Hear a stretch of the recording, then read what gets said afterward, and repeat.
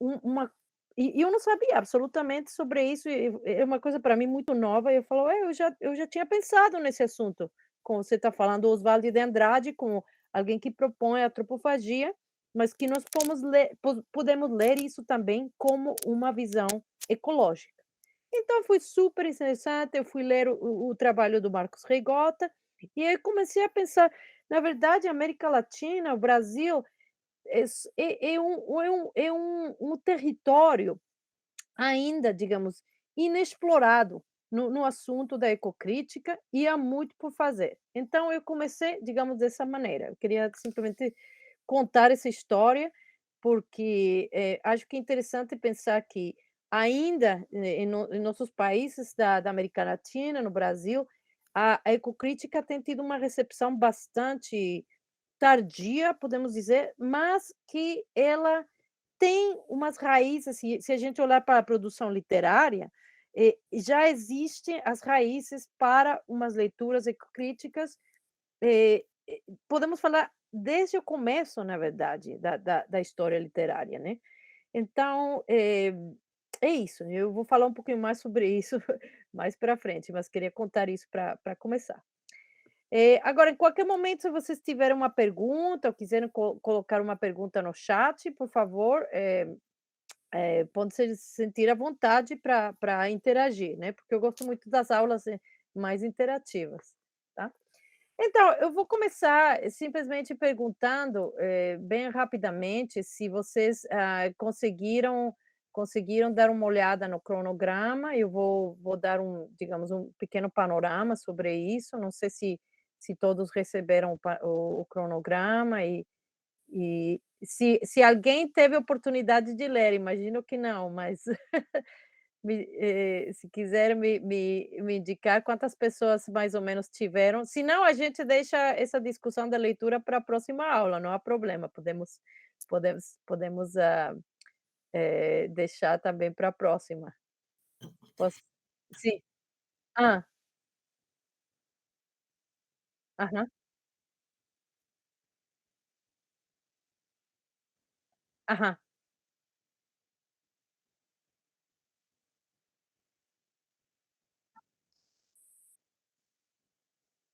Ok.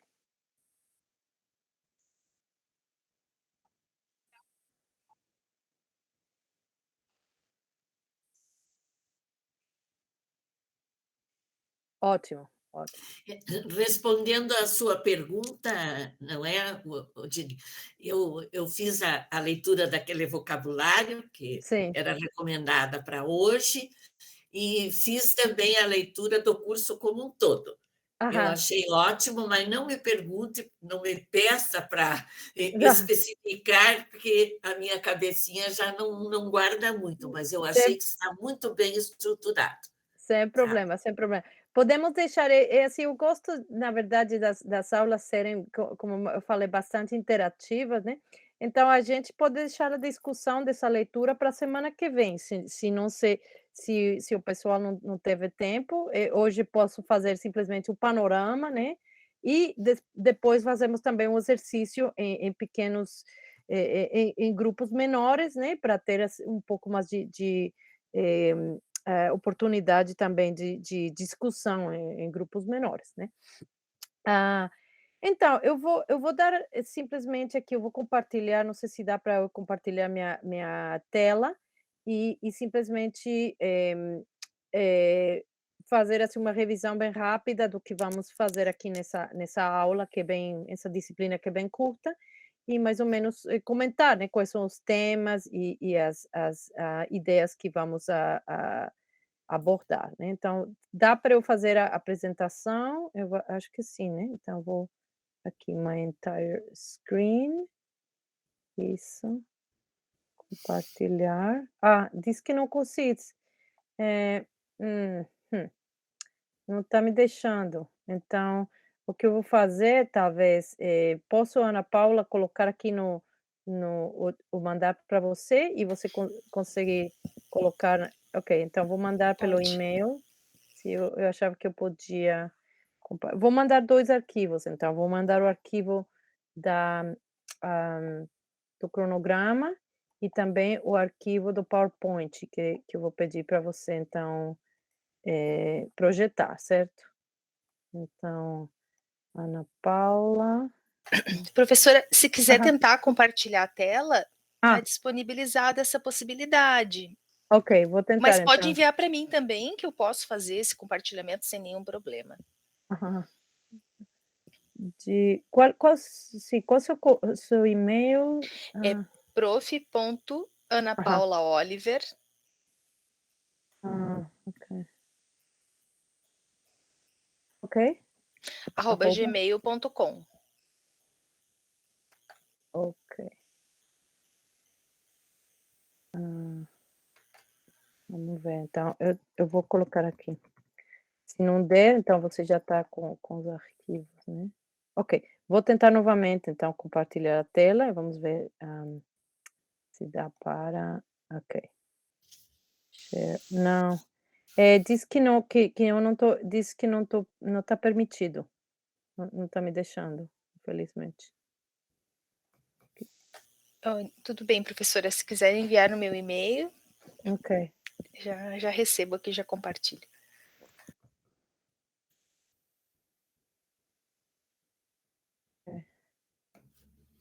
ok. Deixa eu mandar novamente, não deu certo, então desculpe, não, eu vou mandar novamente. Vou mandar para seu e-mail da Uni Andrade, tá, porque o outro não, por algum motivo ele voltou. Então, aqui, ó.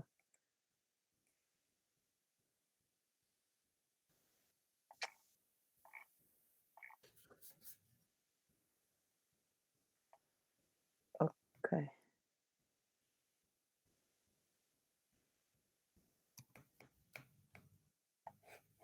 Já foi? Me avise se recebeu ou não recebeu. Já estou verificando aqui, professora. Ok.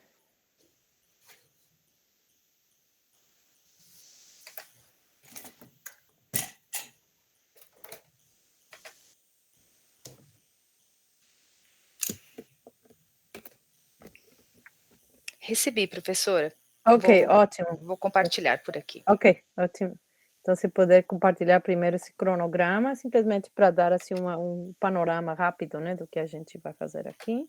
E Uhum. uhum.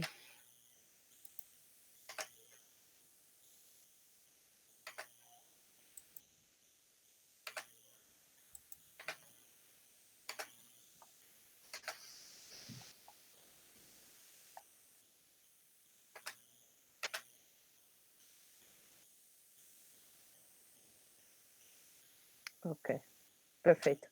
Então, a nossa,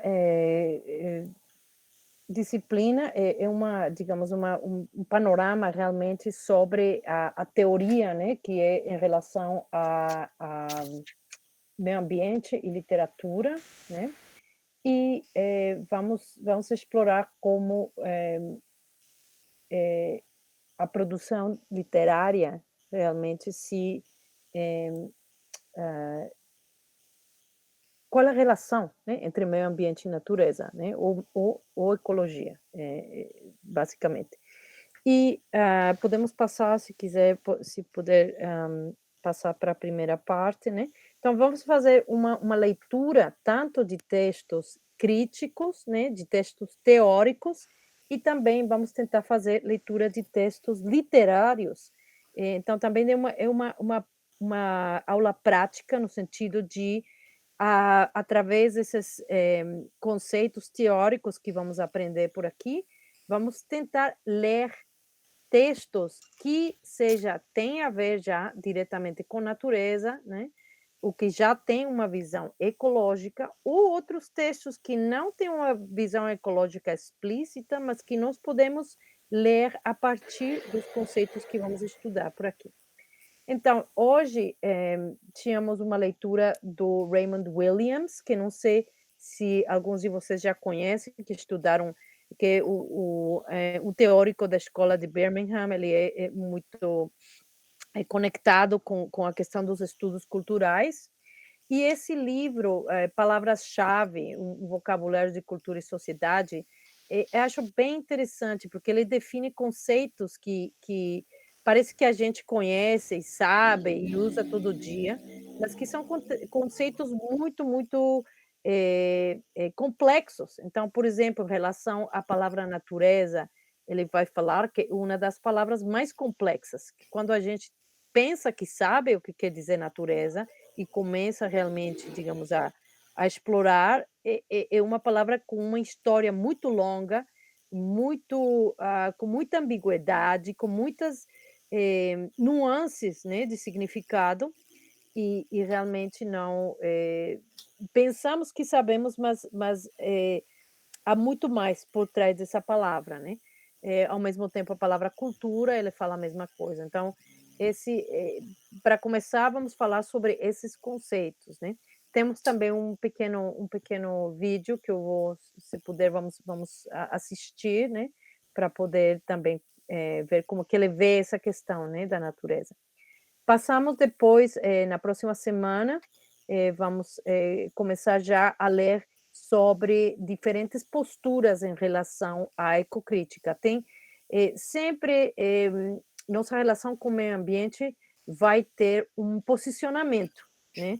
Então, o Greg Garrard, que é um professor, da universidade, é um dos pioneiros, né, da ecocrítica, uma das pessoas que, realmente começou a, eh, reunir, né, todo esse pensamento crítico e colocá-lo, de maneira, sistemática num livro, esse livro Ecocrítica, que, já é de 2006, mas é um dos, digamos, uma das bases, digamos, teóricas para a ecocrítica, e vamos ver como existem diferentes posicionamentos, e cada um deles, por trás, vai ter toda uma visão da natureza, uma visão ideológica, né, e essas posturas muitas vezes vão ter digamos, eh bom, um efeito em relação a como nós interagimos, né, com a natureza, quais são os valores que nós, vamos trazer para esse relacionamento, né. Então, esse que a gente vai falar a próxima semana. Então, o que eu vou pedir para vocês é fazerem as leituras, né, que estão, colocadas, nesse cronograma, e para cada leitura eu criei uma espécie de guia de leitura.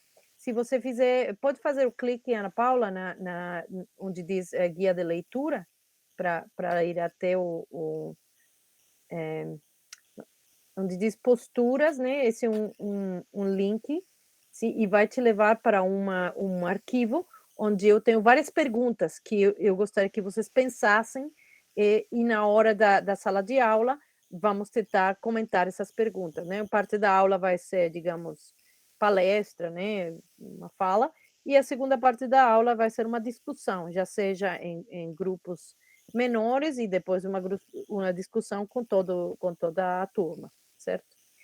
Passando então dessa visão, digamos, das diferentes posturas que podem existir, vamos passar a considerar certos conceitos-chave que existem, digamos, no imaginário, seja o imaginário da cultura, em geral, mas o imaginário literário também. E um deles é o conceito de mundo natural. Em inglês, a palavra é uma palavra muito difícil de se traduzir, é a palavra wilderness, né? Que também pode ser mundo selvagem, ou digamos, digamos, a vida silvestre, né? Existem muitas traduções, e é bem difícil em português, fazer a tradução dessa palavra wilderness, né? E o que significa, né, a ideia de mundo natural, né? O mundo que não foi ainda atingido pelo ser humano, né? Passando então a seguinte aula, e essa introdução ecocrítica na América Latina eu vou passar para hoje, eu vou começar com isso. Ups. Então, continuando com o nosso cronograma, em 4 de maio, vamos falar agora sobre uma coisa muito mais específica, que é a visão dos animais. Então, isso é muito interessante, porque muitas vezes ser humano é definido em relação ao animal. O que é o ser humano? O ser humano é o que não é animal. Mas, ao mesmo tempo, como humanos, nós temos uma posição dentro da natureza, uma posição muito ambígua, porque nós somos organismos, nós somos animais, só que somos animais racionais e tentamos nos diferenciar dos outros animais. Então, a questão é também pensar como o ser humano, ao mesmo tempo, é e não é animal, né? E qual é a consequência de pensar o ser humano como formando parte digamos, dessa categoria animal, ou como nós vemos os animais como o outro, né? O que não é humano. Então, isso vem influir muito na visão que nós podemos ter da natureza e na maneira que nós interagimos com a natureza e também na representação dos animais na literatura. Que isso tudo poderia ser uma disciplina inteira, né? Falar simplesmente como animais são representados, se eles são representados de maneira, digamos, uma projeção do humano. Podemos pensar, por exemplo, nos animais do Disney, né? Que isso tudo é uma projeção, né, do ser humano, ou se os animais realmente são, eles existem por conta própria, a parte dos nossos desejos e das nossas projeções, né? Então, isso tudo tem um tema interessantíssimo e que também vai influir muito como nós, humanos, vemos o mundo animal, né? Inclusive, animais de estimação também. Há muito, muito para se falar aqui. É uma coisa super interessante. Então, continuando a seguinte aula, vamos considerar seguinte, se puder ir um pouquinho mais para frente, Ana Paula. Na seguinte aula, vamos falar já um pouco sobre literatura, né? Sobre a representação na poesia, relação de ecologia com literatura, e vamos considerar alguns autores, né? Tem vários artigos, e eu também criei um site, um website, onde tem uma espécie de coleção de textos de poesia que tratam sobre temas de ecologia. E eu vou colocar aqui no chat, e vocês podem começar a dar uma olhada, uma espiada nesse site, que se chama ecopoesia.com. E é um site que é trilingüe, e temos uma coleção de poetas da América Latina, do Brasil, em 3 línguas, e que é uma espécie, digamos, de antologia, para nós começarmos a explorar. São poetas contemporâneos, né? Mas o meu argumento é que isso existe desde o começo da literatura, na verdade. A representação da natureza não é uma coisa nova, é uma coisa que já existe e que nós agora estamos começando a ficar ligados, né, nessa ideia de por que é importante prestar atenção como nós representamos isso, porque isso tem uma influência em nossa relação com o mundo mais que humano, né? Então, nesse dia vamos começar a olhar alguns poetas, o Homero Aridjes, eu vou falar um pouco também sobre eles hoje. Poetas mexicanos, poetas brasileiros, né? Mas tem poetas digamos, da América toda, né? Que falam sobre esse tema. Continuando, então, a nossa seguinte aula. Ah, não, é isso aí. Então, vamos começar com alguns temas teóricos e depois, no final, vamos ler também alguns textos. E hoje eu gostaria também de tentar ler um texto com vocês, fazer uma leitura com vocês, um texto que talvez vocês conheçam, de Manuel Bandeira, chamado Cacto, e ver como podemos começar, digamos, a pensar, né, a ideia da natureza na literatura, tá? Ok, então eu acho que é isso aí com o nosso cronograma. E não sei se nesse momento alguma pergunta ou alguma comentário que alguém de vocês queira fazer.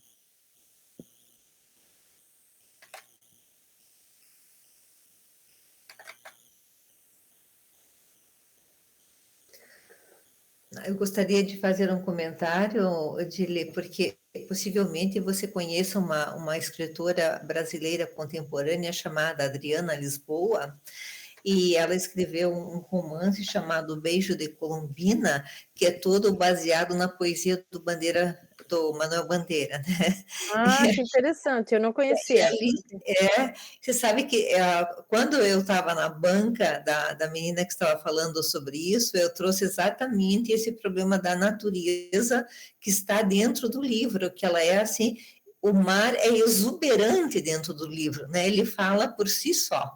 E além disso, agora que você mencionou alguns itens, assim, há outro item natural que é simbólico através do livro, é uma palavra que a maioria de nós não conhecíamos, que são as pevides.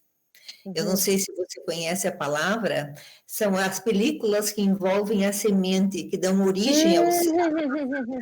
que estão dentro da maçã. Então, as pevides, elas também, isso ela pegou muito bem, porque é de um poema de Manuel Bandeira, chamado Maçãs, e ele fala das pevides. Então, a Adriana Lisboa, ela pega essa imagem das pevides e ela desenvolve através do livro inteiro, e ela, perto do final do livro, sendo as perfídias a película que envolve a semente da maçã, no final do livro ela já faz parte de um tipo de uma explosão de energia do mar.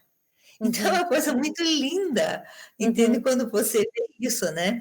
Há Uhum. pequenos toques da Uhum. destruição do homem, Uhum. a destruição da natureza pelo homem, né? Uhum. Mas são coisas leves da, da maravilha da natureza que ela explora no Beijo da Colombina, que também é um título, é tirado do Manuel Bandeira, né? Já Uhum. que Uhum. todo Uhum. cactus, né, é um poema que ela Uhum. menciona também. Uhum. Uhum. Eu Sim, falei, você já me disse, aí é para o meu trabalho esse ano. sim, como eu falei, eu acho que assim, quando a gente começa, né, a ficar ligado no assunto de como a natureza é representada nos textos literários, aí a gente é como você colocar um óculo diferente, Sim, né. Então sim, começa a ver coisas que antes não conseguia ver, ou simplesmente não ligava para isso, né. E sua ideia de como os textos, né, tudo isso vai mudar, digamos, 180 sim. graus, né, vai começar a ver coisas que antes não via. Então, E, esse justamente é o objetivo da ecocrítica, né.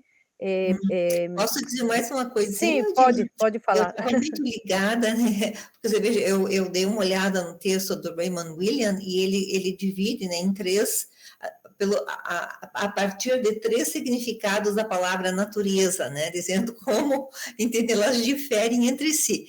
E daí ele pega a noção mais comum de natureza para desenvolver a ideia, né? Isso me levou de volta a Wordsworth, porque Wordsworth é o poeta inglês da natureza, né? Absolutamente. E Né? você está completamente certa, porque o Wordsworth é a base da ecocrítica no Reino Unido. Sim, sem dúvida, mas dentro da vida pessoal dele, que ele viveu, né, ele viveu há mais de 70 anos, ele era um poeta romântico, mas quando se vive tanto tempo, o romantismo meio que acaba, né? E ele via a natureza como uma coisa benevolente, linda, magnífica, né? Ele achava que o poema era quando você revisitava aqueles lugares em tranquilidade, né? Mas quando o irmão dele morre por um naufrágio, ele já não fala mais sobre a natureza, Uhum, uhum. porque a E a ver natureza também pode ser destruidora, né? absolutamente, né. Então isso é que podemos ver, obviamente há muitas representações, a natureza nem sempre pensar que a natureza é uma coisa que você falou, né, benévola, é também uma projeção humana, né. Sim, Nós projetamos isso, o famoso chamado, eu não sei em português, mas the pathetic fallacy, né, a ideia que quando a personagem num romance, por exemplo, está triste, de repente está chovendo, né? Então, como que é uma espécie de coincidência, né, entre o que está... Paralelo, né? Sim, e isso, na verdade, é uma projeção humana, é uma projeção, é uma visão humana da natureza e como nós podemos, digamos, reconhecer, começar por reconhecer que nossa visão da natureza necessariamente vai estar limitada por esse nosso ponto de vista, né, humano, e como tentar, digamos, até uma espécie de preconceito, né? Como tentar desfazer ou pensar de outra maneira esse preconceito humano que nós temos, né? Que não questionamos, né? O nosso ponto de vista como humanos. É um pouco como, digamos, o feminismo, né? Quando você vê um texto desde a perspectiva feminista, vai começar a ligar para certas coisas que não ligava anteriormente, né? A visão, como é a representação da mulher nesse texto. Então,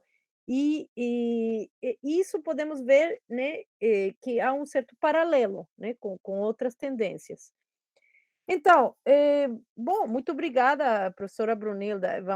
Acho que vai ser uma conversa bem interessante por aqui. Então, eu vou... Eu vou dar mais um de- exemplo bem Por favor. rápido, Edile. Tem um conto, eu não estou me lembrando a autora do conto, mas ele foi traduzido num livro que nós traduzimos como Hotel dos Boobs. Uhum, Dentro desse conto, a gente vê exatamente a relação do homem com a natureza, porque ao redor da piscina, todas as mulheres estão sem a parte de cima do biquíni, né? uhum, Então, tem um personagem que adora fazer de conta que está lendo um livro para ver as belezas ao redor da piscina, até que o Petit Mistral sopra. Na hora que o vento sopra, todas elas se cobrem uhum, pela temeridade que ela sente diante da natureza, do poder da natureza, né? Esse uhum. outro ponto que me veio à mente agora é que é muito interessante quando você vê essa relação, né? E ali tem a cultura também, porque o observador é um escritor, então é uma metaficção, né? Ele tá escrevendo um conto dentro do conto, e quando vem o Petit Mistral, as páginas voam pela piscina e ele está escrevendo sobre as mulheres que estão à borda da piscina, sabe? Uhum. Então é outro texto assim, muito, muito interessante, que a cultura e a natureza se mesclam de um jeito muito... se fundem de uma maneira muito intensa, sabe? E a natureza vira, digamos, uma personagem também, que isso Sim, é outra sem coisa dúvida. interessante. Muitas vezes, quando a gente fala sobre natureza num texto literário, né, sobretudo num texto narrativo, eu trabalho mais com poesia, então, mas num texto narrativo, né, muitas vezes começa por uma descrição do cenário, né, do setting, né, que a gente fala. E depois abandona isso, né? E a literatura só vai ter que ver com humanos, né? Então, com as histórias dos humanos. O que acontece quando a gente tenta trazer esse cenário para frente, que é o que eu chamo de take the background to the foreground, né? Que muitas vezes você tem esse fundo, esse pano de fundo que é a natureza, mas o que acontece quando você ignora as questões humanas e traz o pano de fundo para frente e fala só sobre as questões da natureza representadas nesse texto literário. Aí vai ter uma visão bem diferente, né? Porque, por exemplo, nós podemos ler também a seleção que eu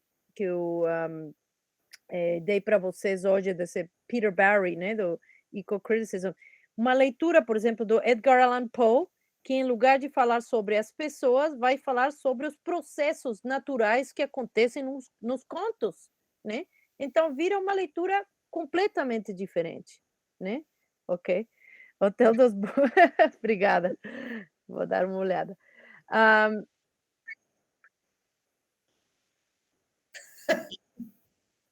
Obrigado, Francis. muito obrigada. Eu vou anotar aqui que eu não conheço. Sim, por favor, Mael. A respeito da ecocrítica, não é? Eu estava vendo um texto do Jonathan Bate, que se Uhum, chama Jonathan absolutamente. Bate, que chama Song of the Earth, né? Sim, Song sim, of the Earth. eu vou falar um pouco sobre isso, sim. Ele é um dos pioneiros da ecocrítica, Da absolutamente. ecocrítica. E justamente o que ele está colocando aqui é que esses radicalismos novos de protesto, como o das mulheres, o feminismo, e os protestos antirracistas, que nós ligamos principalmente às literaturas pós-coloniais. E ele diz o seguinte, que essas duas linhas ou essas duas tendências de protestos resultaram numa produção literária imensa e que a questão da ecocrítica ele diz que é muito pouco Uhum, abordada. Ele uhum, até cita que a uhum, consciência ambiental moderna uhum, parece que começou lá em 1962, uhum, quando a Rachel Carson sim, faz um ataque ou faz uma uhum, acusação contra o uhum, DDT, né? Que uhum, era usado como absolutamente. pesticida, Sim, como Silent pesticida. Spring é uma Silent Spring.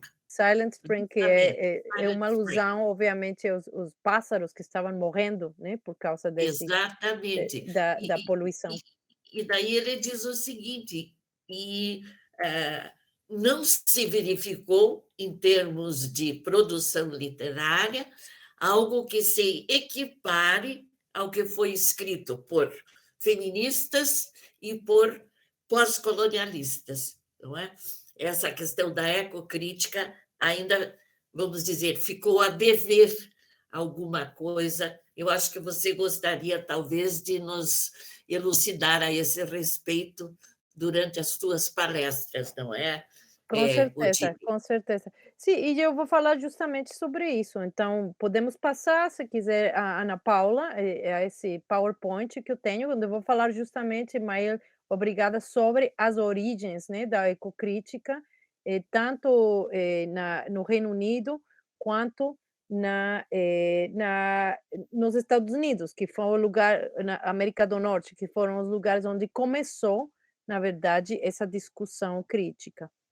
Então, aqui eu vou falar nessa apresentação, primeiro, sobre, questões, né, como falei, teóricas e da origem desse, ah, ah, da a origem da discussão crítica sobre isso, e mencionando, obviamente, o Bate, o Jonathan Bate, e outros teóricos. Então, bom, começando, talvez eu gostaria de ter, assim, uma pequena, fazer uma pequena pesquisa aqui e perguntar quem de vocês, dos alunos que também está aqui na sala de aula, quem já tinha ouvido falar sobre ecocrítica, e se quiserem levantar a mãozinha, falar sobre, sim, algumas pessoas que já ouviram falar, sim, ok. Francis, eu não consigo ver todas essas pessoas, mas, eu só vejo, ok, ok. Alguns já ouviram falar, ok. Uhum. E quem nunca ouviu falar ou não tem, mais ou menos, não, digamos, não tem muita ideia sobre isso. Já ouviu falar, né, ok, contato, ótimo. Ok, então o que que é ecocrítica? Eu vou começar, assim, com uma definição bem, digamos, simples, né, sobre o que é ecocrítica, e depois vamos fazer uma espécie de viagem, né, pelas origens, desse conceito e dessa prática crítica, na verdade é uma prática de leitura, né. Então podemos passar a seguinte slide. Então, o que acontece é justamente como mencionou a professora Maíl, é uma espécie há uma espécie de descompasso, podemos dizer, entre o movimento ambientalista, que já existe há décadas, realmente, o movimento ambientalista, pelo menos a partir dos anos 50, como uma coisa formal, e já havia pensamento ecológico muito antes.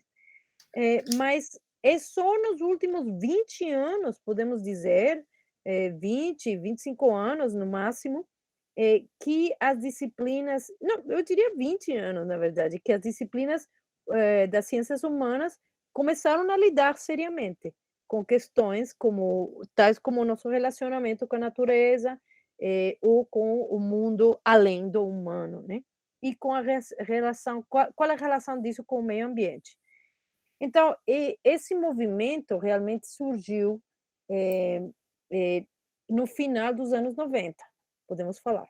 Então, ecocrítica, se a gente procurar uma definição bem simples, podemos dizer que é uma abordagem crítica que vai explorar as relações entre a literatura, ou podemos falar a cultura em geral, porque também pode ser crítica de arte, cinema, toda a produção cultural e o meio ambiente. Podemos ficar com essa definição bem simples. Qual a relação entre a literatura e o meio ambiente? Não sei se aqui também há pessoal de outras disciplinas além da literatura, né? Mas podemos pensar isso, né? Como literatura representa a, a, a natureza e qual a relação com isso, né? Quais são os valores que estão atrás disso. Agora, como falei, é muito estranho que, apesar de termos uma produção, digamos, não uma produção, eh, movimentos ambientalistas já a partir dos anos 70, né? Esse debate crítico, para chegar até a literatura, demorou até final dos anos 80 ou começo dos anos 90. Então, podemos fazer esse paralelo, como mencionou a professora Mail, que mesmo o feminismo também, podemos dizer, teve várias, não sei como chama em português, são ondas, o first wave, second wave, né? Uhum. Ao mesmo tempo, a partir, digamos, dos movimentos dos direitos civis, né, nos Estados Unidos, mas pelo mundo fora, começou essa produção literária e essa produção crítica, né? Leituras feministas de textos já existem há muito tempo, né? Por que é que, se também existia um discurso ambientalista ao nível, digamos, do meio ambiente em geral, ao nível da cultura em geral, não havia um discurso crítico na academia? Essa é a pergunta, né? O Jonathan Bate, que a professora Mael mencionou, ele diz uma coisa bem interessante. Ele diz que isso surgiu em final dos anos 80 e começo dos anos 90 e coincidiu com a mudança também a mudança que acontece no mundo da política nesses momentos, que é o final da Guerra Fria, né? O final, né, digamos, a queda do Muro de Berlim, né? E quando o comunismo começa a perder a sua força, né? A esquerda começa a perder um pouco a força, digamos, crítica, né? Até esse momento, muitas leituras na academia eram da perspectiva marxista, e nesse momento começa um momento de mudança. Então, ele fala o seguinte, ele diz que os críticos literários mudaram de posição, eles foram do vermelho ao verde, né? Então, essa é uma visão bem curiosa. Agora, o que é ecocrítica? Podemos nos perguntar. Não é apenas, digamos, trazer à tona representações literárias da natureza que, no passado, elas eram relegadas a um segundo plano. Também essa visão da ecocrítica tem um objetivo, digamos, prático. Por que a gente vai fazer uma leitura ecocrítica de um texto? Para poder, talvez, ver o valor desse texto em termos da sua visão ecológica, né? Então, ter uma agenda ética em mente. Não é só interpretar o papel da natureza, mas é também moldar as atitudes em relação à natureza. Em outras palavras, é falar sobre a natureza, pela natureza, em prol da supervivência da natureza, né? E uma pergunta que surge é o seguinte: as abordagens ecocríticas da literatura podem ter realmente algum impacto nas nossas atitudes? O que vocês acham? Vocês acham que se a gente começar a prestar atenção como a natureza é representada na literatura, que isso pode mudar as atitudes das pessoas? Francis, você quer fazer um comentário? Obrigado aí, professora, pela oportunidade. É sempre uma alegria voltar a casa, né? A Uni Andrade, que é onde eu cursei meu mestrado, então fico muito feliz de rever minha orientadora, Brunilda, a professora Grace, então, muito obrigado aí.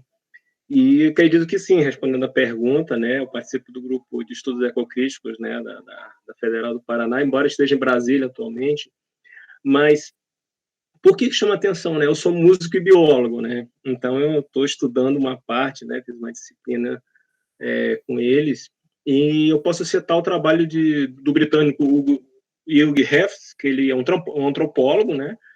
Que ele na coleção Insectopedia, né? De 2011, ele fala sobre the sound of the global warming, né? O som do aquecimento global, né? Muito da minha área de músico, em que ele chama muito atenção para o mundo do som que os insetos eles fizeram, né? Quando teve um grande aquecimento global no oeste americano, do norte americano, dos Estados Unidos, né? Então ele chamou muita atenção dentro dessa coleção dele, né? Para a ameaça real que é o aquecimento global. Eu cito Katrina, então a gente vê assim, opa, tem alguma coisa que tá errada e realmente chama atenção e a partir disso, né, com certeza o comportamento e o pensamento humano, entre aspas, né, do ser humano, que é o que está provocando esse aquecimento devido à poluição, devido a várias ações antropogênicas, né, que seja imperativo que haja uma mudança de comportamento, né, que a gente cuide do nosso planeta onde que nós estamos vivendo, né. Então, acredito que sim, né? Eu levei muito pelo lado das paisagens sonoras, né? De soundscapes, né? De Muro Scheffer. E é interessante que, assim, é um grito, né? De assim, ó, pessoal, tem alguma coisa errada. E nesse ensaio que ele fala, né? Os besouros, eles começaram a fazer uns sons nas cascas das árvores que chamou a atenção de outros e foi matando, né? Milhares de hectares de árvores, de pinheiros morreram. E isso provocou um aquecimento muito pior, né? Então, isso é apenas uma citação, né? Dentro que fortalece, né? Essa ideia que realmente a ecocrítica ela vem, né? Contribuir, né, nessa mudança de comportamento. Ótimo, obrigada. Então, se o argumento é o seguinte, é bom, nós temos campanhas, digamos, de ecológicas que falam uma linguagem, bom, uma linguagem não literária. E a questão é como a literatura pode nos tocar de outra maneira, né? De outra maneira. E aqui eu vou citar o Jonathan Bate, que a Maí já citou, e essa obra The Song of the Earth, ele tem um livro chamado Romantic Ecology e também tem esse The Song of the Earth, não? Que eu vou colocar aqui. Eu não sei se ele está traduzido, mas e ele diz o seguinte, eu vou citar na minha tradução. Ele diz: as próprias obras de arte podem ser estados imaginários da natureza, ecossistemas ideais imaginários, e ao lê-los, ao habitá-los, podemos começar a imaginar como poderia ser viver de maneira diferente na Terra. Então, aqui, eu acho que a coisa que eu gostaria de destacar é que a imaginação é fundamental, né? Nós estamos num mundo e precisamos imaginar outro mundo, né? Muitas de nossas ações em relação ao meio ambiente e a outros seres vivos e digamos, ao mundo natural em geral, elas são moldadas de maneira decisiva pela maneira como nós nos imaginamos como seres humanos, que estamos no centro de tudo. Então, essa imaginação, que eu diria errada, que a gente chama de antropocentrismo. Talvez já ouviram essa palavra, né? Antropocentrismo. Vou colocar aqui no chat. Essa ideia que o mundo digamos, está construído ao redor das necessidades e das prioridades do humano, é uma coisa que nós temos que talvez despensar, né? Eu estou inventando aqui uma palavra, mas a ideia de desconstruir a ideia do antropocentrismo. Por exemplo, podemos pensar como a linguagem mesma assume que o humano está no centro. Isso é uma coisa bem interessante de se pensar. Se temos a palavra ambiente, né? Ambiente, que é a mesma palavra em espanhol, em outras, ou em inglês a palavra environment, não? Essa palavra, se nós olharmos para a origem dessa palavra, quer dizer, ambiente vem do latim, ambiens, ambientum, e significa o que rodeia, circunda ou envolve alguma coisa. Agora, essa palavra, ela já assume, num certo sentido, o ponto de vista humano, porque o ambiente é aquilo que está ao redor de nós, certo? Então, já nessa palavra mesma existe uma certa uma valorização do humano, e o ambiente é aquilo que nos rodeia. Quem que está no centro? O humano, tá? Então, o meio ambiente não é visto como uma coisa em si mesma, mas apenas em função aos humanos. É aquilo que literalmente nos rodeia. Então, digamos, a ecocrítica vai prestar muita atenção à linguagem, como a nossa linguagem já reflete, digamos, esse preconceito humano, né? E como podemos imaginar, como podemos ler esse preconceito nos textos e desconstruí-lo também, né? Então, a ideia da ecocrítica é, através de certas leituras que são ecologicamente informadas, podemos dispensar, em inglês, unthink, né, o antropocentrismo. E um dos pioneiros foi justamente o professor Jonathan Bate, né, que ele originalmente ele era um estudioso de Shakespeare, né, e também do romantismo inglês, e ele foi uma das primeiras pessoas realmente em trazer essa discussão para os estudos literários. Então, na Grã-Bretanha, no Reino Unido.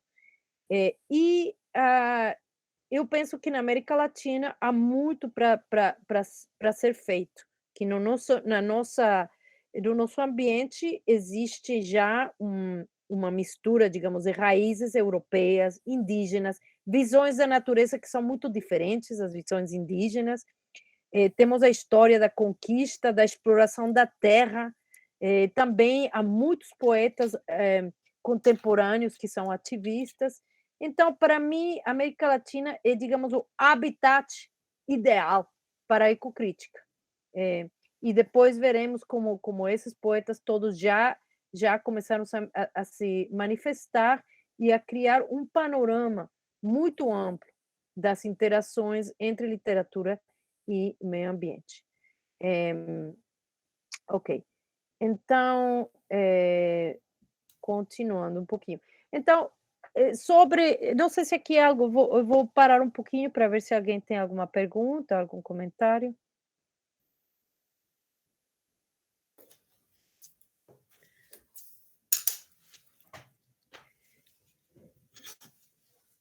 Então, se não há comentários, podemos continuar. Então, como surgiu essa questão da ecocrítica? Então, como falei, é muito interessante que a discussão sobre a ecocrítica ela surgiu em 2 lugares ao mesmo tempo, quase simultaneamente, mas com foco em textos diferentes. No Reino Unido, os críticos começaram a reavaliar o papel do romantismo, especialmente, como mencionou a professora Mair, do Wordsworth e da tradição da ecologia. E nos Estados Unidos, a visão se focou mais nos chamados transcendentalistas, na escrita de pessoas como Thoreau, Emerson, né?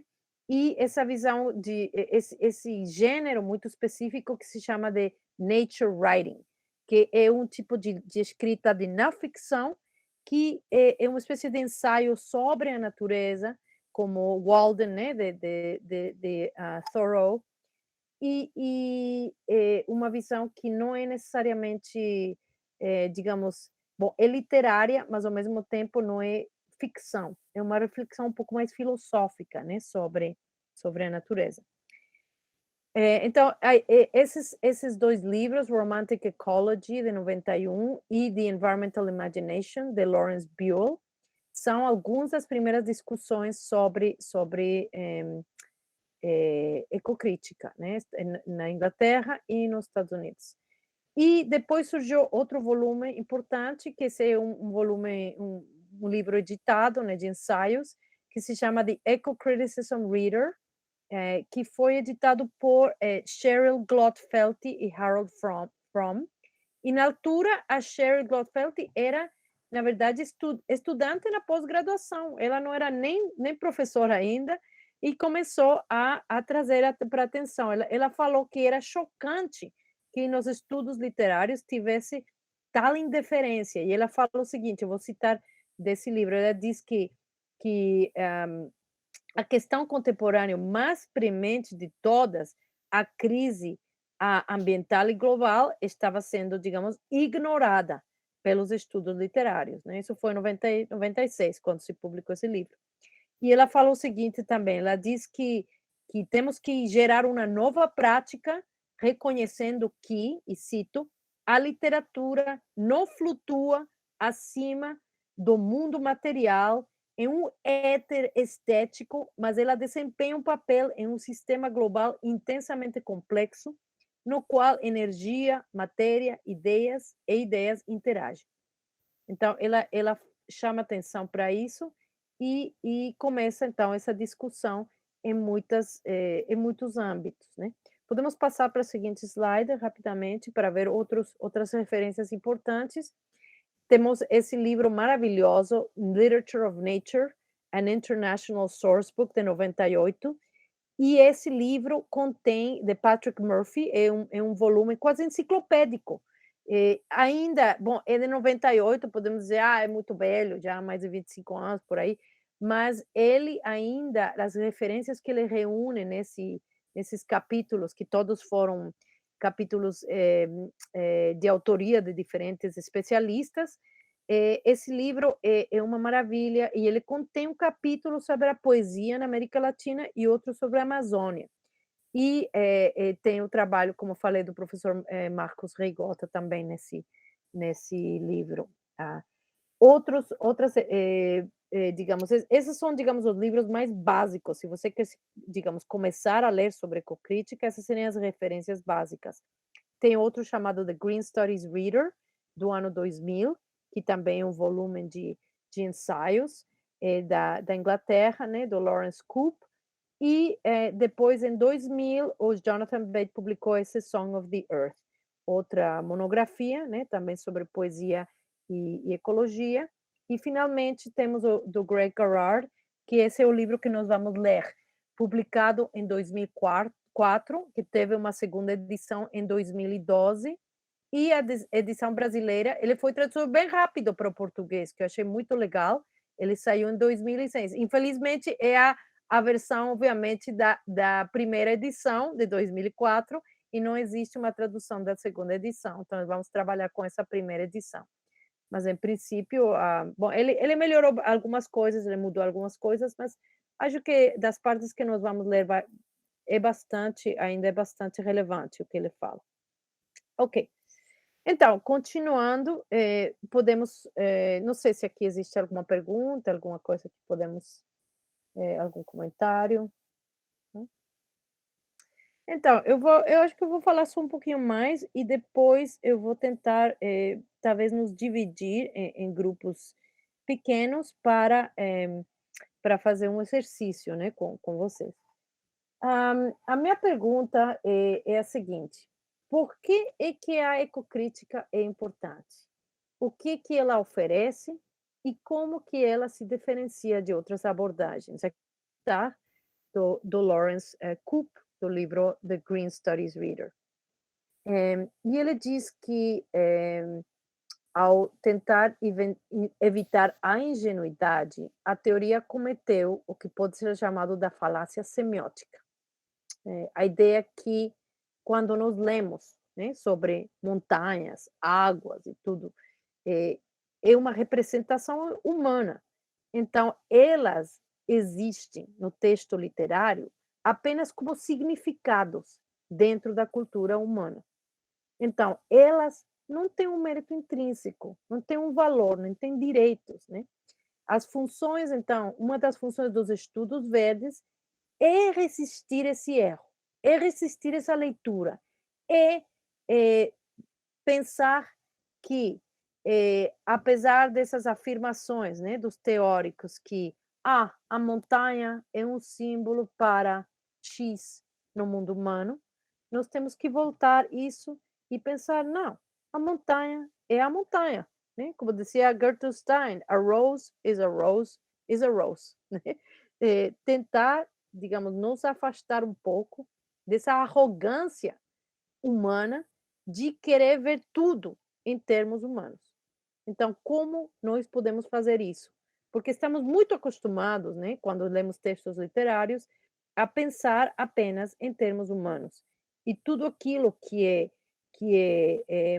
se refere ao mundo natural vai ser imediatamente traduzido para a visão humana.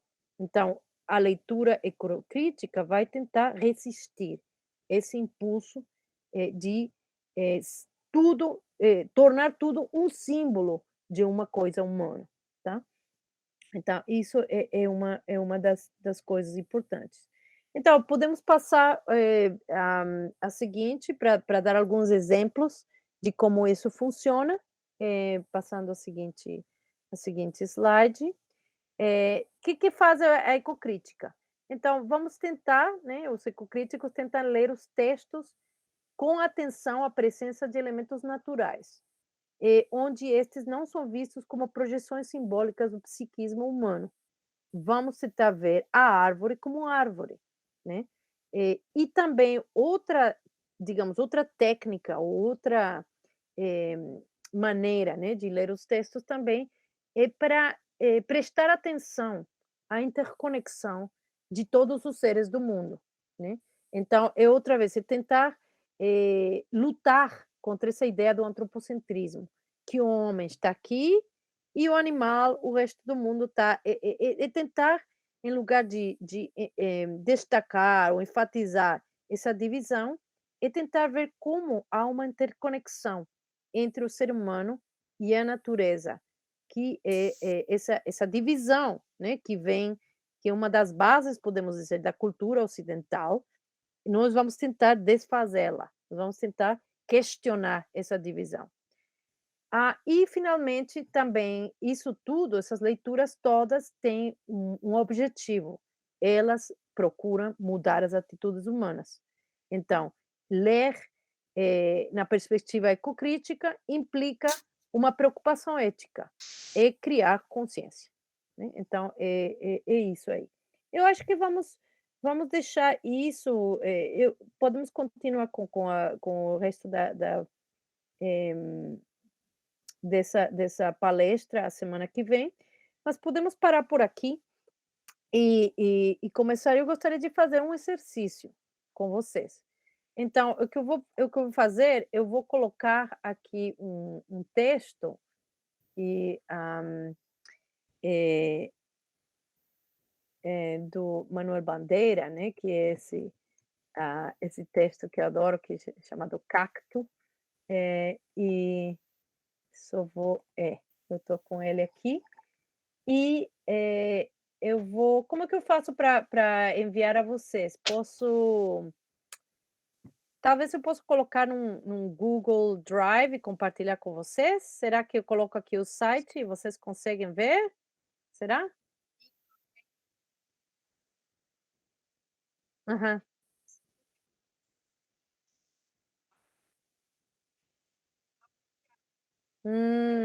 Isso. Aham, aham.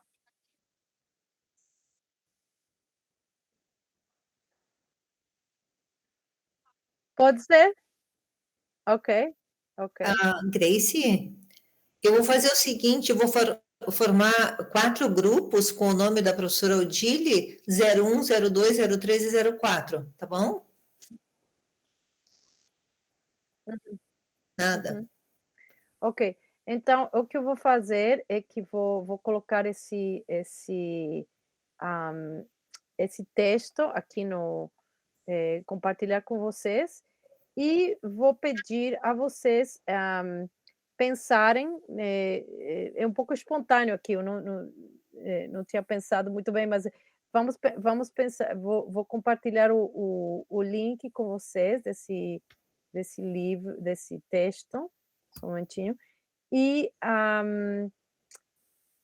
vamos pensar, né, como esse texto está sendo, eh, já que temos algumas ideias na cabeça, né, de como ler, é um primeiro exercício, é uma experiência, né. Eh como, ah, co qual atitude perante a natureza que aparece nesse texto, né, tá? Uhum. Podemos pensar isso, né? Então Sim. é uma só uma pergunta só, vou colocar a pergunta no chat, qual atitude eu vou aqui compartilhar com vocês, eu vou compartilhar, abertamente, né, só um momentinho aqui. Ah, só um minutinho. Share with anyone. Ok. Então, vou aqui copiar o link. Só vou pedir se vocês conseguem ver o link. Se conseguem abrir o texto quando eu colocar aqui no chat. Só um momentinho. Eu estou meio perdida, mas aqui voltamos. Ok, já voltei. Ok, vou colocar o texto aqui e eu vou pedir se vocês puderem fazer clique se dá para abrir o documento.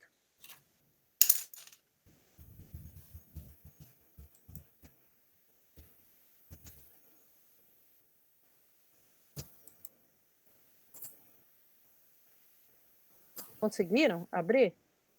Ótimo. Então, a pergunta é a seguinte: qual a atitude perante a natureza nesse poema? E obviamente, em relação ao que aparece, representado, né, nesse poema, que eu acredito que muitos conhecem, né, esse poema, O Cacto, é um poema bastante conhecido, tá? Então minha pergunta. Alguém quer ler o poema para mim? Que tal o Francis, hein, Francis? Leia o poema. Tudo bem, professora. É prazer em revê-la. Quanta saudade. Obrigada. Igualmente, prazer também, Cristiane, que eu não conhecia ainda. Vamos lá, Francis. Prazer, professora. O cacto. Aquele cacto lembrava os gestos desesperados da estatuária. Laoconte, constrangido pelas serpentes. Ugolino e os filhos esfaimados. Evocava também o seco nordeste, carnauvais, caatins. Era enorme, mesmo para esta terra de feracidades excepcionais.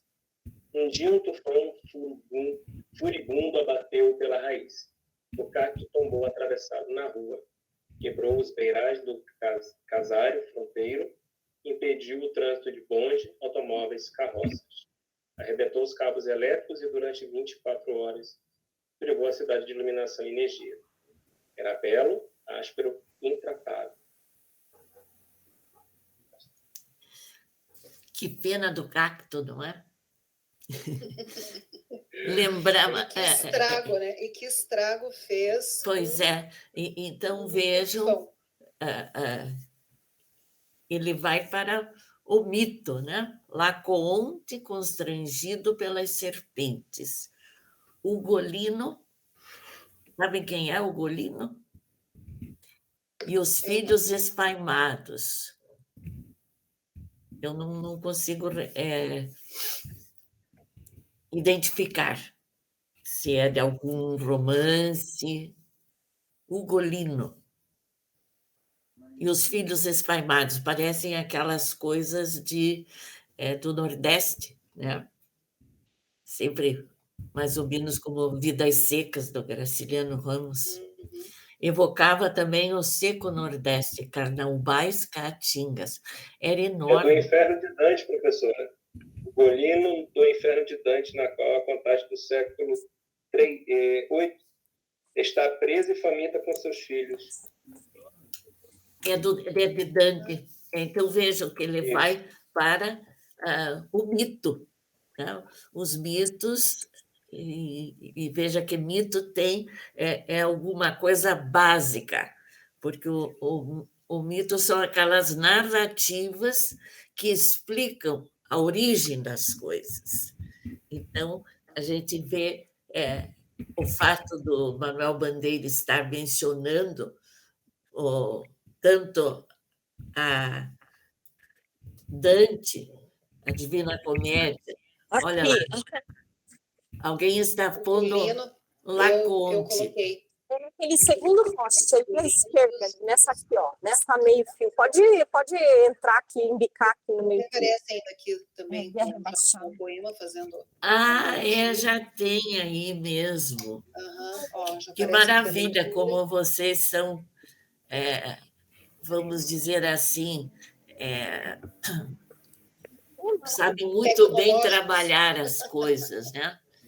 Dos poemas O Cacto. Vem, coleção. Então, os filhos esfaimados. Ah, Uma sensação de dor, né?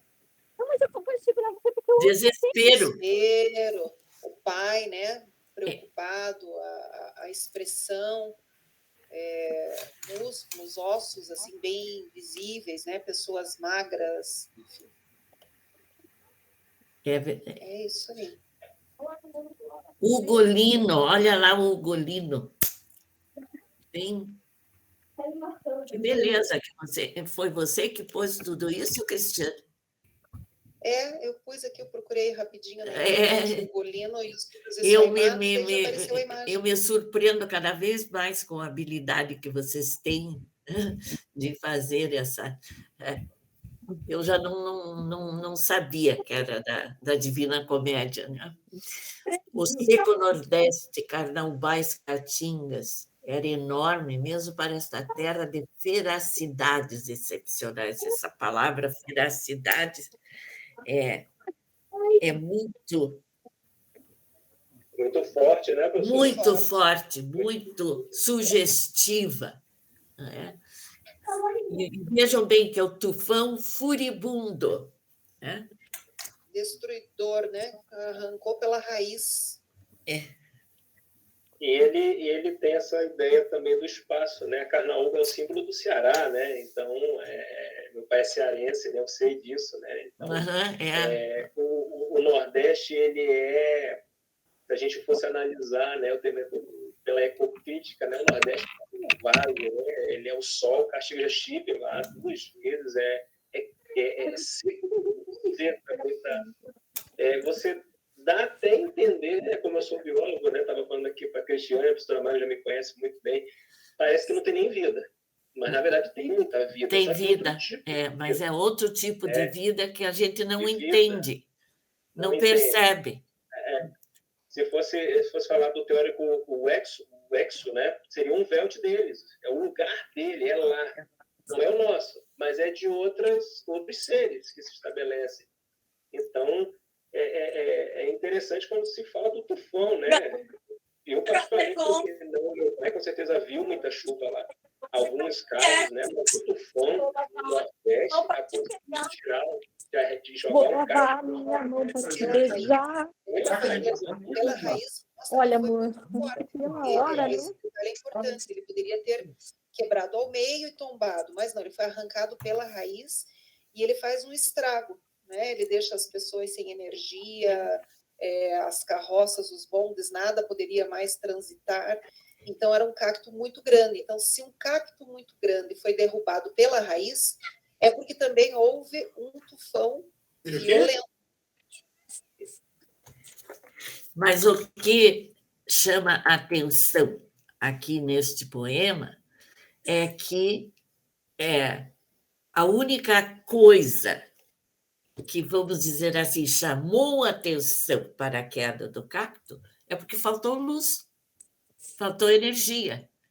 Se não houvesse aquela falta de energia, ninguém teria se incomodado, ninguém teria prestado atenção na destruição daquela planta. Foi porque causou problema para o trânsito. Os cabos elétricos, e durante 24 horas, privou a cidade de iluminação e energia. Eu creio que o ponto crítico do poema está aqui, nessa reação de que a única coisa que fez com que a cidade prestasse atenção na queda do cacto foi quando ela mesma sofreu algum tipo de diminuição de alguma coisa que atingiu pessoalmente a cidade. Eu creio que seria essa, talvez seja essa a colocação do grupo. Sim. Temos a visita aqui da nossa professora. Ai, que coisa boa, professora. Que coisa chique, que honra. Nós estamos aqui discutindo, não sei se os colegas concordam, que o ponto X, para mim, no poema, está que a cidade só prestou atenção na queda do cacto porque faltou energia durante 24 horas.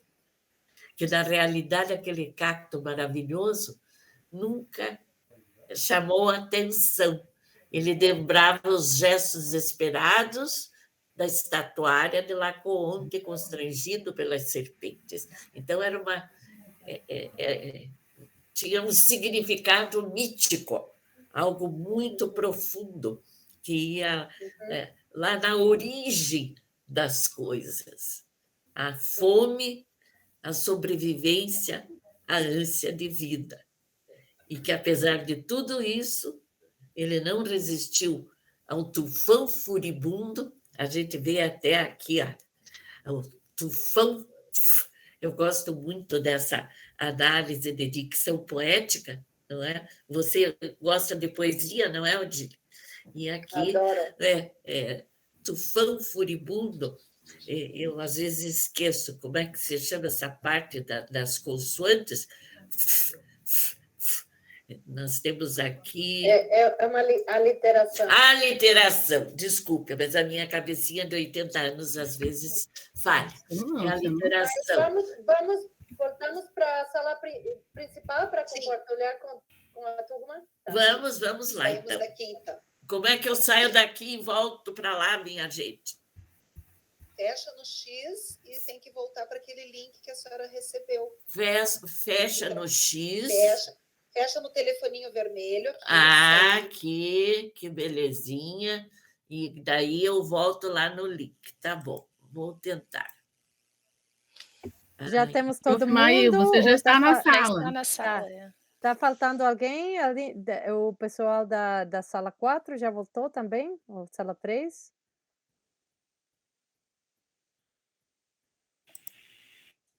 Sala 2, voltando. Eu estava na sala 4 e já o pessoal está voltando. Ok.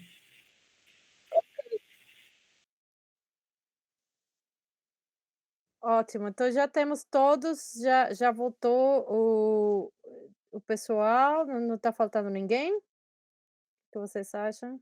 Não dá para ver a professora Mail. A professora Mail acabou saindo, mas acho que em seguida ela retorna. Estava na sala. Voltou. Ótimo, já. Ok.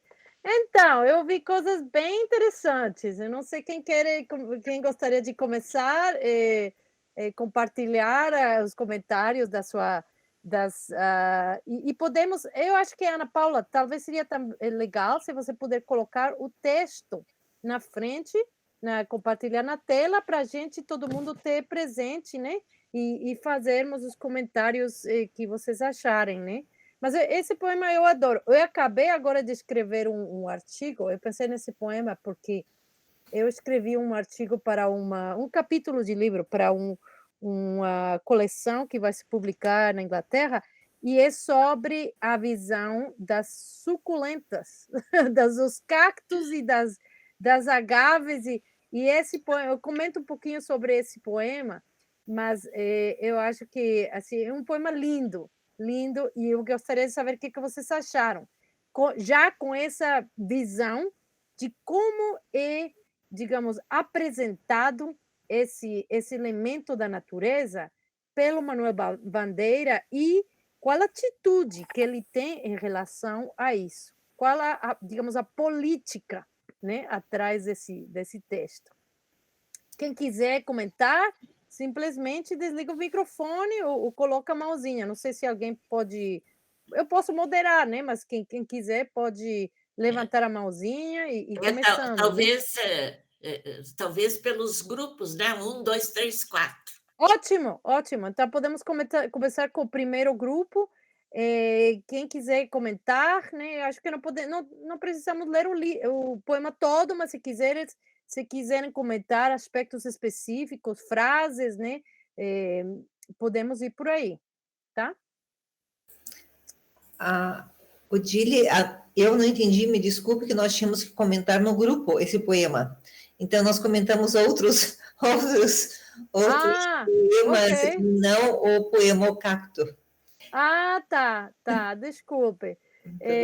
Bom, então, não sei se vocês querem compartilhar alguma coisa da sua discussão e depois passamos para o segundo grupo. Eu gostaria de que a Ana Paula falasse sobre o feminismo que ela mencionou, que é uma coisa também, a ecocrítica feminista, né, Ana Paula? Eu só vou parar, só para eu poder falar, eu tenho que parar de compartilhar por um momento, mas eu já... não, eu consigo, só um momento aqui, só para abrir o microfone. Estava comentando com a professora Brunilda e com a Ariane que eu estou gostando muito do conteúdo sobre a ecocrítica, é algo que eu não tenho muitas referências, que eu conheci algo sobre a ecocrítica por meio do feminismo, Sim. algo Sim, existe o ecofeminismo, né? Sim, do ecofeminismo. E lembrando, né, que eu acho que é da Jardine, Alice Jardine. Não conheço, não. Que tem um livro sobre ecofeminismo e que no Brasil a gente tem uma poeta que trabalha com essas questões de ecofeminismo, que é a Angélica Soares, que é da UFRJ. E recentemente eu tive uma orientanda, uma aluna da graduação de letras da Uniandrade, que ela fez um TCC que eu considerei assim muito inovador, muito interessante, em que ela trabalhou com feminismo antiespecista, e claro que aí ela acabou indo buscar referências também no ecofeminismo, e ela falava da política sexual da carne também, e trazia questões do veganismo, questões do feminismo, do movimento vegano e vegetariano também, né, e relacionado com as questões do feminismo.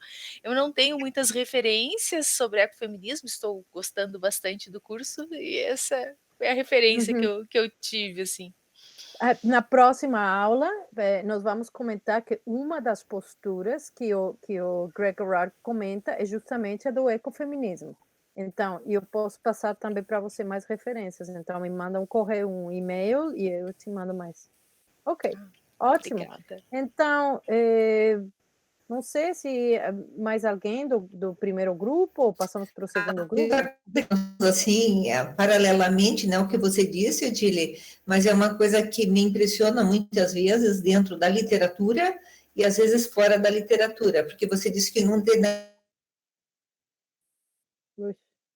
Ela congelou, né? Congelou.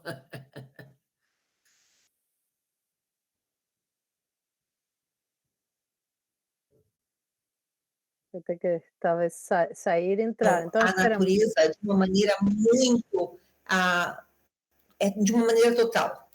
Como a Ariane está aqui, né, eu mencionei o livro com o qual ela trabalhou, e a personagem deste livro, na hora que ela entra no mar, ela é o mar.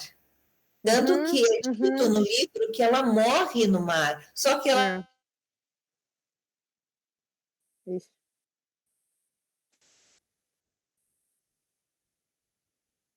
Você precisa morrer no mar. Então, é o que eu estava... Você congelou por aí um pouquinho, cortou, mas eu entendi que você está falando a interconexão. Eu que estava falando, essa questão da interconexão entre a natureza e o ser humano, que essa divisão, né, entre humano e não humano desaparece nas representações literárias. Né? Então, isso já é há uma reflexão por trás disso, né, que é bem interessante. Ótimo. Então, podemos passar, não sei se mais alguém do grupo 1 ou se podemos passar para o grupo 2. O que vocês acham? Grupo 2. Então, sua reflexão sobre esse poema ou qualquer outra coisa que vocês comentaram. Nós nos apresentamos e nos deparamos com diferentes perfis. Eu sou professora de teologia, temos um biólogo, temos uma professora de artes e a professora Mayu, que estava conosco. E durante a leitura, nós também, além das apresentações, vimos que todos já tivemos algum tipo de contato com a ecocrítica, talvez sem saber a terminologia correta, né? Mas eu trabalho com as disciplinas de bioética, onde é abordado toda a questão da sustentabilidade. O Francis também abordou, né, as formas dele como biólogo, a visão que ele tem sobre esses fatos. A Geisa também colocou essa sua visão. A professora Mayu contribuiu ricamente. Quando nós fizemos a leitura, a visão da professora foi que o estrago todo foi a falta da energia.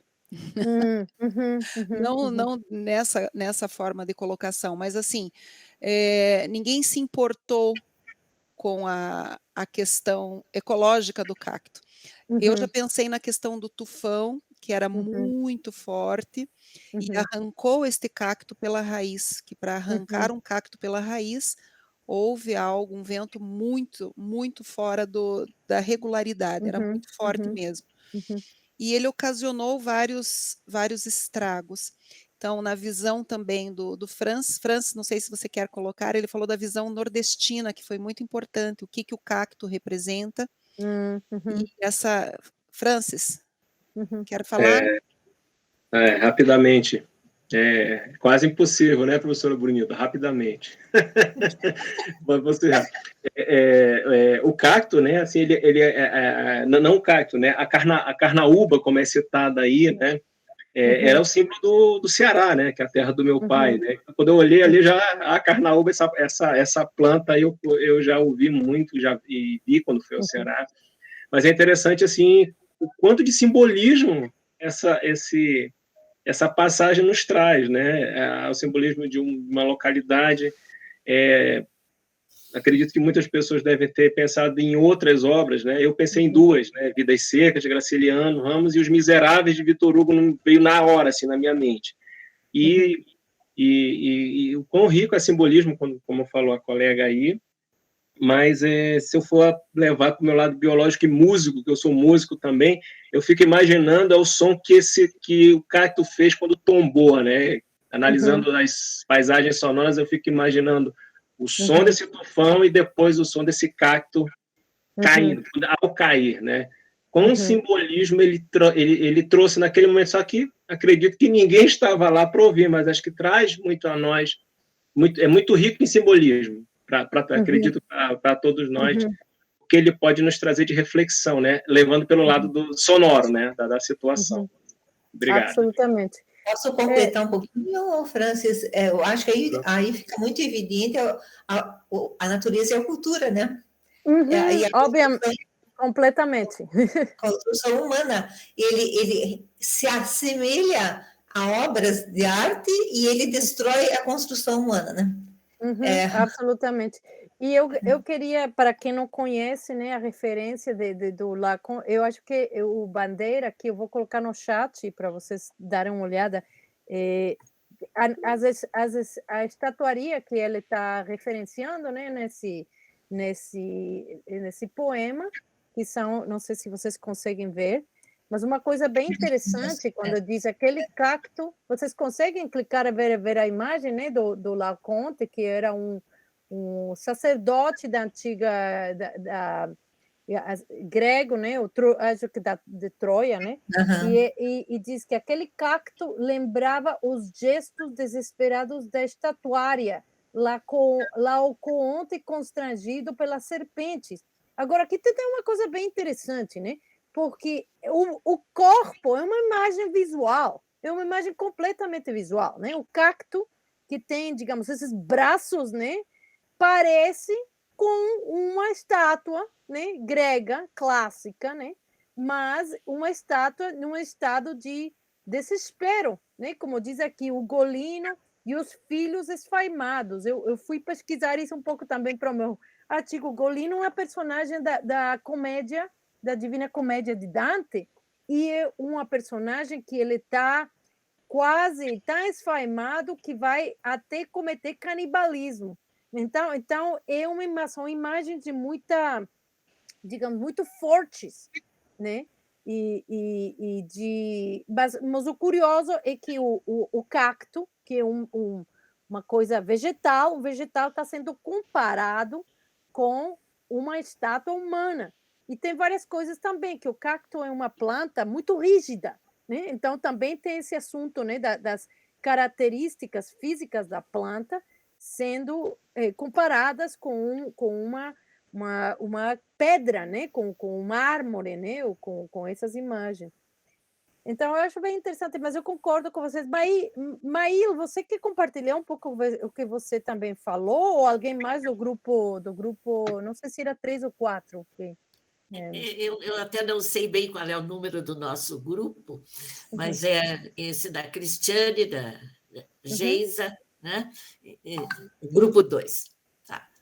E eu acho muito comovente esse poema.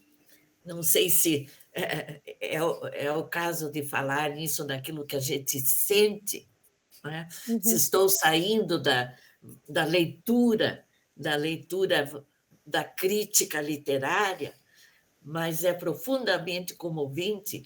E eu lembro também de uma música,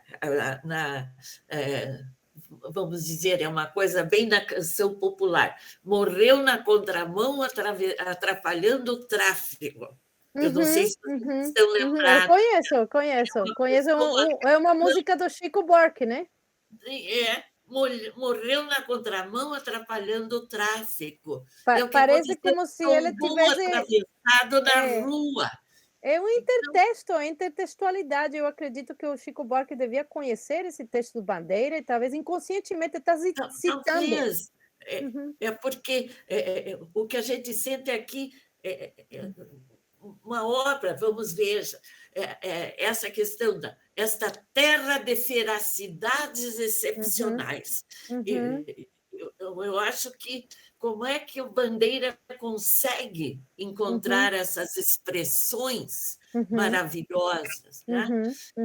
E um tufão furibundo, você até me ajudou ali em interpretar, a lembrar o nome da aliteração, não é? Tufão furibundo bateu pela raiz e atravessou, tombou atravessado na rua, mas a única ideia que surge aqui é de que ele atrapalhou, né? Ele privou a cidade de iluminação e energia, mas ele não fez falta nenhuma como um produto, um filho da natureza. Sim, concordo. E tem coisas bem interessantes, porque aqui a imagem da natureza, como você falou, é que a natureza não é benévola, existe essa palavra em português? Benévola, claro. Benévola. Não é benévola, é feraz, né? Feracidade, furibundo. Mas se lemos até o final, que sempre o último verso sempre é muito importante, né? E vemos como que o Bandeira fecha o poema, ele diz: era belo, áspero, intratável, né? Então, na verdade, ele admira o cacto, né? É uma visão, no final, muito positiva, apesar dessa ideia que o cacto é digamos, a personificação da ameaça ao ser humano e à cultura. Concordo com o que a Brunilda falou, que aqui é a luta da cultura contra a natureza. A cultura são todas aquelas coisas que o humano cria, né? Que são a rua, o casario, o trânsito, os automóveis e tudo isso que são coisas industriais da nossa vida moderna, e o cacto, que pertence, né, a essa terra, né, que é considerada, digamos, o seco nordeste, né, e ele vem aqui atrapalhar isso tudo, né? Então é um choque muito violento, cultura-natureza, podemos dizer assim, literalmente a natureza tem esse choque com a cultura, mas para o poeta, ele vai falar que aqui quem ganha é o cacto. Ele é belo, né? Ele é áspero, intratável. E belo é uma palavra muito importante para a bandeira, né? Como já sabemos. Eu queria simplesmente mostrar para vocês uma coisinha. Eu vou pegar aqui uma coisa. Esse verso era belo, áspero, intratável. Virou, digamos, o lema de uma revista que saiu em São Paulo uns anos atrás, chamada Cacto. Então, uma revista de poesia chamada Cacto, que eu tenho um exemplar aqui, eu queria encontrar por aqui. Pena que eu não pensei antes, né? Mas meus livros estão tudo muito bagunçado. Se eu encontrar, eu mostro para vocês. Mas, em princípio... eu encontrei, graças a Deus. Essa é uma revista de poesia que surgiu em homenagem ao esse poema, e que é uma revista de poesia que o lema dela é justamente a poesia como uma coisa bela, áspera e intratável, né? Eu queria só Maravilha. mostrar para vocês, né, a influência desse poema, né? Então, a princípio, se nós meditamos, né, fazemos essa leitura de como homem e natureza chegam nesse choque violento, né, nesse poema, e que no final o Bandeira vai reconhecer, digamos, até um certo ponto, essa supremacia da natureza perante o ser humano, né? Então, acho que esse é muito bom. Poderíamos falar muito mais, mas queria só começar com esse texto para um pouco abrir a nossa visão para o que poderiam ser leituras, né, ecocríticas. E esse é um texto que eu acho que tem essa agenda, esse texto eu acho que deve ser dos anos, não tenho certeza, mas imagino que é dos anos 50, né? Muito antes da visão do movimento ambientalista, digamos, mas já existem essas reflexões em relação no relacionamento do humano com a natureza. Então, posso dizer mais alguma? Saindo um pouquinho do que nós estamos trabalhando, eu acho que isso tem a ver muito com a Grace, porque você veja, com os conceitos do Gumbrecht, porque é a produção de presença. No início, o cactus, ele está presente por associação e alusão. Daí ele era enorme, mesmo para esta terra de feracidades excepcionais, né? Então, daí é a primeira presença do cactus per se, né? Por ele mesmo, não por alusão e associação. E no final vem a belíssima, a belíssima frase, como que tem alguém diz isso, né? Era belo, quer dizer, a voz poética diz, né? Era belo, áspero, intratável. Essa é a presença, né? A confirmação da presença do cactus. Sim, exatamente. Então, ele está no meio, né? No meio desse poema, no meio dessa cidade, né? Então é uma afirmação. Eu diria que esse poema é uma afirmação do poder da natureza, e que faz com que o humano tenha um pouco mais de humildade, né, perante a essa força, né. Agora, também acertou antropocentrismo aqui na expressão, podemos pensar, tufão furibundo, os tufões não são furibundos, isso é uma coisa humana. Estamos usando um adjetivo que se usa para descrever, né, atitudes humanas, e estamos aplicando a um fenômeno da natureza, uma espécie de personificação, né? Mas, ao mesmo tempo, hoje, que a imagem toda, ela vai para uma visão que poderíamos falar questionando a primacia do humano. Eu diria que é por aí, mais ou E, menos. por outro lado, Odile, é a natureza que destrói a natureza. Exatamente, também. Aqui a natureza não é benévola, a natureza é uma concorrência, né? O tufão, Sim. ele vai, a natureza pode ser destrutiva, né? Como vemos aqui, obviamente. Com certeza, isso está bem, bem claro. Ótimo! Fala.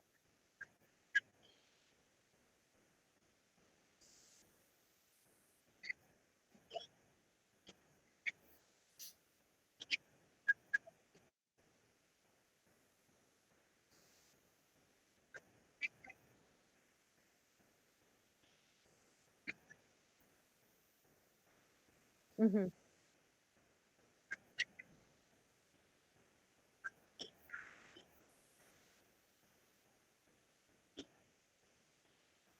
Uhum. Uhum.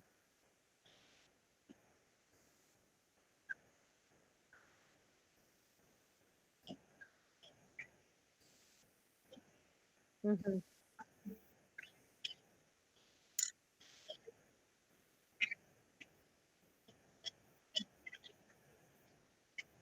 Uhum. Uhum. Também pode ser uma outra, né, uma outra leitura, mas também pode, digamos, podemos acrescentar essa parte. Eu acho que chegamos no final, né? Infelizmente, né? All good things must come to an end. Mas voltamos a semana que vem.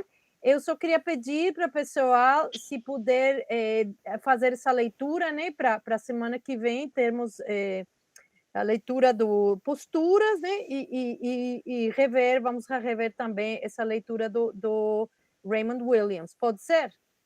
Podemos contar com isso? Ótimo, porque aí já fazendo a leitura, já podemos também fazer uma discussão mais focada nas perguntas, e sempre posso trazer outros textos literários, né? Para poemas, assim, para fazermos essa aplicação, né? Das ideias, a leitura detida de algum texto. Pode ser? Ótimo. Tá bom.